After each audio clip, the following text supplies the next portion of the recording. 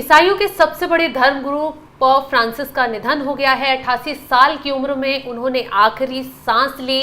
Pope Francis जो हैं वो काफ़ी प्रसिद्ध हैं और अभी हाल ही में प्रधानमंत्री मोदी जब G7 समिट में गए थे तो उन्होंने भी उनसे मुलाकात की थी और पोप फ्रांसिस ने G7 समिट को संबोधित भी किया था।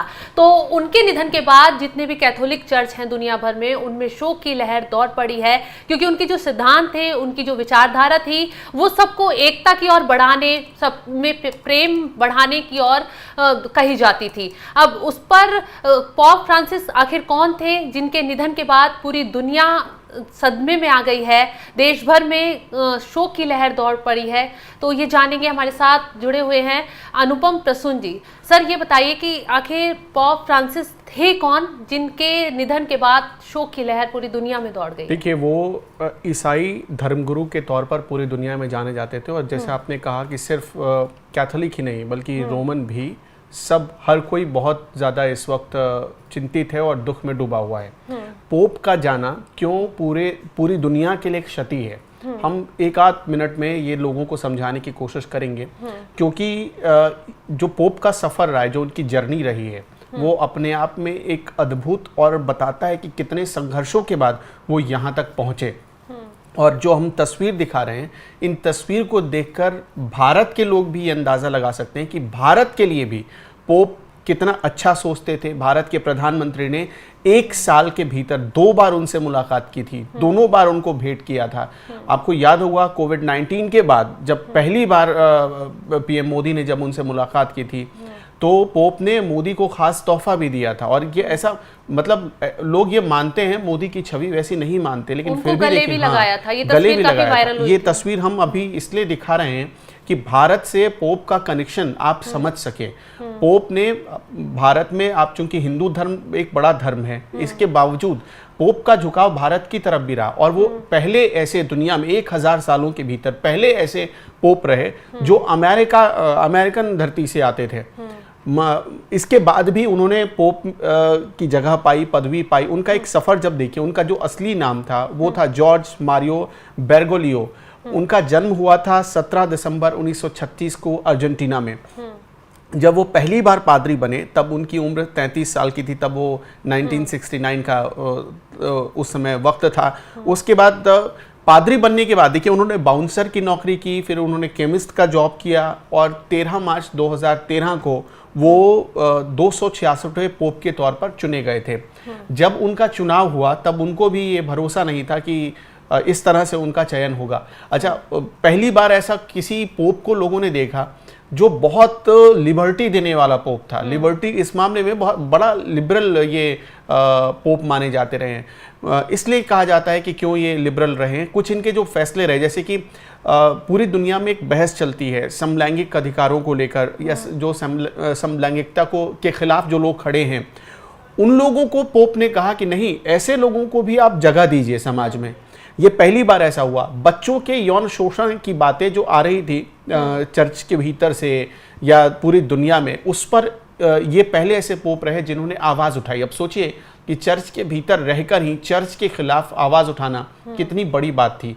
और चूंकि ईसाई धर्मगुरु ये सबसे बड़े कैथोलिक धर्मगुरु थे, पुनर्विवाह को लेकर भी इन्होंने मंजूरी पुनर्विवाह को। अब सोचिए, ये हम अभी तक यही जानते थे कि पुनर्विवाह की जो कुप्रथा है वो सिर्फ हिंदुस्तान भर में बसी रची हुई है। लेकिन पोप ने पहली बार जब इसके खिलाफ आवाज उठाई तब पता चला लोगों को कि पूरी दुनिया इससे परेशान है। पूरी दुनिया में, चूंकि ये देखा जाता था भारत में कि अगर किसी का पति किसी वजह से अगर मर जाता है या डेथ हो जाती है उसकी, तो उसकी दोबारा शादी नहीं हो पाती थी। अब सोचिए, पूरी जिंदगी उस महिला की पूरी जिंदगी पड़ी रहती थी, लेकिन वो महिला उसी की याद में गुजारती थी। तो पहली बार, ये सिर्फ हिंदुस्तान में नहीं, ये पूरी दुनिया में एक कुप्रथा थी। लेकिन यहाँ पर पोप ने इसके खिलाफ आवाज़ उठाई और धीरे धीरे लोगों ने इसे एक्सेप्ट किया। एक ऐसे पोप के तौर पर इन्हें जाना जाएगा जब कोविड-19 में अमेरिका जैसा सुपर पावर मुल्क देखेंगे, जब आप सुपर पावर मुल्क जब परेशान था, तब पोप ने अमेरिका के खिलाफ आवाज उठाई थी, अमेरिका को आगाह किया था, कहा था कि ये मतलब सुपर पावर, ऐसे सुपर पावर बनकर आप करेंगे क्या। आपने पूरी दुनिया कोविड-19 के दौर में अमेरिका की वो तस्वीरें देखी थी। अच्छा, सबसे दिलचस्प बात यह है कि अभी जेडी वांस जो कि उपराष्ट्रपति हैं अमेरिका के, वो भारत के दौरे पर आए हैं। उन्होंने इसी ईस्टर पर, गुड फ्राइडे के दिन उनसे मुलाकात की थी और पोप ने उनको तोहफा भी दिया था। पोप पिछले 5 महीनों से बीमार थे और इसी वजह से उनका निधन हुआ है। उनके बारे में एक बात और कही जा रही है, उन्हें फुफ्फुस नामक एक रोग हो गया था, मतलब निमोनिया की तरह एक कोई रोग होता है, इसमें फेफड़े से संबंधित एक बीमारी होती है और फेफड़े में संक्रमण की वजह से वो 5 महीने से चूंकि इस चीज से जूझ रहे थे और अब आखिरकार उनको ईश्वर ने अपने पास बुला लिया है। एक ह्यूमैनिटी के नाते एक इंसानियत का संदेश दुनिया को कैसे देना है। देखिए, पहले ऐसे धर्मगुरु को लोगों ने, इस दुनिया ने देखा है।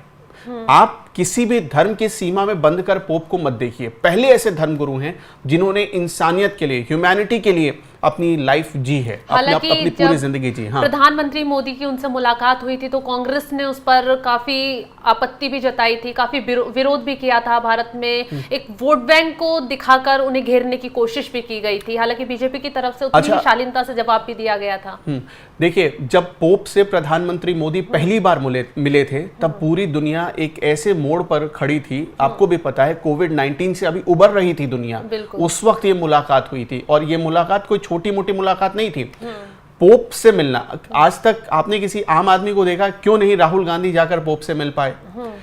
और पूरी दुनिया को पता है, हिंदुस्तान में हर किसी को पता है कि जो ईसाई धर्म के लोग हैं उनमें से बहुत मतलब गिने चुने लोग ही होंगे जो बीजेपी को वोट करने वाले होंगे। इसके बावजूद प्रधानमंत्री मोदी जाकर मिलते हैं और मिलते ही नहीं बल्कि अब जिस सौहार्दपूर्ण वातावरण में ये मुलाकात हुई थी, जो आपस में गिफ्ट का आदान प्रदान हुआ था, जैसे प्रधानमंत्री मोदी हिंदुस्तान से गिफ्ट लेकर गए थे, पोप ने उन्हें गिफ्ट की थी। उन्होंने, आपने देखा, वो बाइबल भी दिखा रहे थे।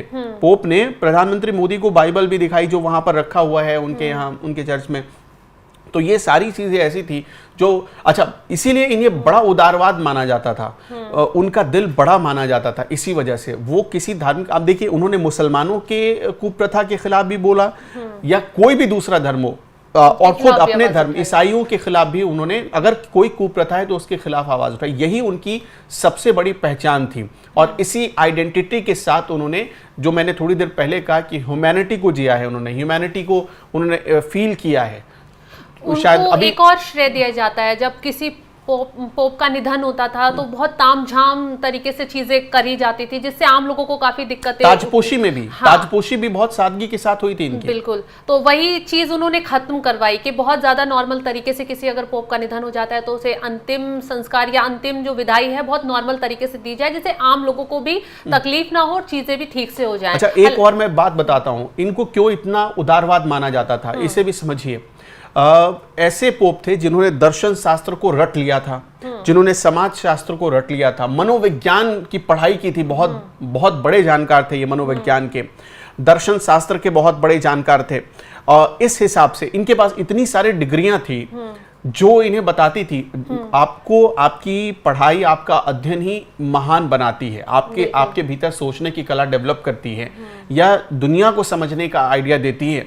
वो इसलिए पोप फ्रांसिस के पास था क्योंकि उन्होंने उस हद तक पढ़ाई की थी और यही वजह है कि पूरी दुनिया ने उन्हें स्वीकार किया। बिल्कुल, तभी उनके निधन पर पूरी दुनिया में शोक की लहर दौड़ पड़ी है। सिर्फ ईसाई धर्म ही नहीं, बाकी धर्म भी उनके निधन पर शोक व्यक्त कर रहे हैं और प्रधानमंत्री मोदी और बीजेपी की तरफ से भी शोक व्यक्त किया गया है पोप फ्रांसिस के निधन पर। एक और चीज मैं एक चीज और कहना चाहूंगा, ऐसी मान्यता है ईसाई धर्म में और खास तौर पर कैथोलिक को मानने वाले लोगों में कि पोप के हाथों में एक जबरदस्त जादू था, मतलब मिरेकल जिसको कहते हैं वो था इनके हाथों में। कई बार आप जब कहानियां पढ़ेंगी तो पता चलेगा बीमार आदमी के सिर पर हाथ फेरते ही वो ठीक हो जाते थे। ऐसी बहुत सारी घटनाएं हैं, मतलब खुद रोम के लोग इनकी कई कहानियां बताते हैं, सुनते हैं। कई चमत्कारिक कहानियां जिसके बारे में लोग कहते हैं। आपने देखा होगा कई बार कोविड-19 के दौर में लोग पोप के पास जाते थे मदद मांगने के लिए, पूजा, इन्होंने उस समय विशेष पूजा की थी। तो ये सारी चीजें हैं जो इनको और महान बना देती है, जो इंसान के लिए जीते थे, किसी धर्मगुरु होने के नाते, धर्म के सर्वोच्च पद पर बैठने के बावजूद इनके नजरिए से इंसानियत सबसे बड़ी चीज थी और इसको उन्होंने ऊपर रखा। इसीलिए ताउम्र पोप फ्रांसिस याद किए जाएंगे। बिल्कुल, पॉप के निधन के बाद अब पूरी दुनिया में शोक की लहर दौड़ पड़ी है और उनके जो बड़े फैसले थे उनकी अब जमकर तारीफ की जा रही है और उन्हें याद इसी बात से किया जा रहा है कि पॉप जो फैसले लेते थे अड़िग तरीके से लेते थे और लोगों के लिए वो फैसले लाभदायक भी साबित होते थे। ऐसे में अब पॉप के निधन के बाद सिर्फ अमेरिका या फिर आसपास के देशों में नहीं, पूरी दुनिया में शोक की लहर है। तो आगे भी हम उनसे जुड़ी तमाम खबरें आपको देते रहेंगे। आप बने रहें NMF न्यूज़ के साथ। नमस्कार।